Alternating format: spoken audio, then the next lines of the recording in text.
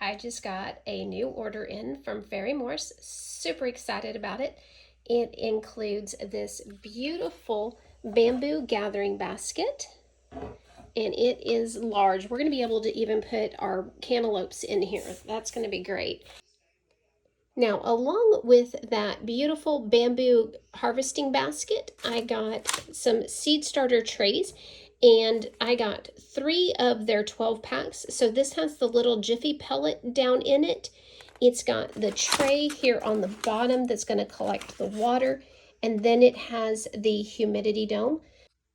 And then I also got this garden seed collection.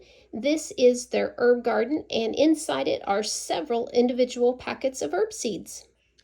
So I've got some peppermint, some sage, oregano, dill, cilantro, and some sweet basil. Now is the perfect time. It is right at the beginning of August. These are going to have plenty of time to sprout inside these little humidity domes and be able to go out in our garden for a beautiful fall harvest.